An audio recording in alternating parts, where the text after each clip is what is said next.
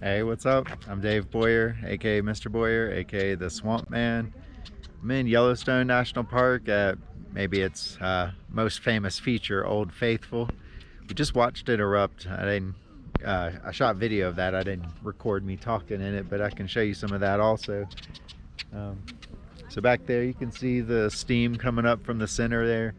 The way they set this up, they have tons of seating around to watch it because, like I said, it's kind of the most popular feature of the park. It was pretty awesome. So we're sitting on top of a super volcano, which is kind of crazy. One of the biggest super volcanoes in the entire planet. It hasn't erupted in a while. Something like 600,000 years ago was the last major eruption, and that eruption caused this whole area to sink down to make like that crater, almost a gigantic crater. We're talking like hundreds of square miles, and that lowered down area has put all this ground close to the magma chambers that are underneath Yellowstone. So this hot rock, melted rock underneath here, keeps heating up the water that's in the ground and sending that water higher. When things get heated up, they become less dense, they spread apart, they get excited, and in fluids they rise. So we get water and water vapor that starts rising up through the ground in a bunch of different types of geothermal features. Geo meaning earth, thermal meaning heat. So these geothermal features, we've already seen some yesterday, fumaroles, these little steam vents that are around in the park. We saw some mud pools where it's just like bubbling of the water and gases that are coming up. And then we have geysers.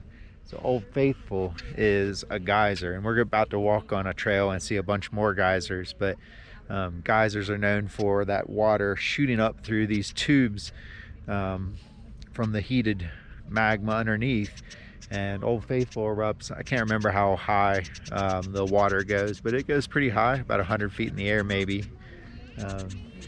Puts on a pretty spectacular display. So you got that water rising up, and it's hot, so you don't want people around Old Faithful. If that water were to splash on you, it'd cause some pretty severe burns. But it's pretty neat to see. This is a really awesome park to kind of understand what's happening underneath the ground, underneath us. That magma chamber that's just spread out over miles and miles and miles, heating up water and sending it up in lots of different ways. At some point, Yellowstone will erupt again, but it could be a long time before that. Like I said, it's been 600,000 years since the super volcano erupted last time. But when it does, it's going to have dramatic impacts on the landscape, not just in this area where we have, where you would see lava possibly, but the last time that Yellowstone erupted, it really changed the landscape. It melted glaciers and created huge lakes, changed the direction that water was flowing towards the oceans. Much of the water that had been flowing towards the Pacific Ocean then shifted to start flowing towards the Atlantic Ocean.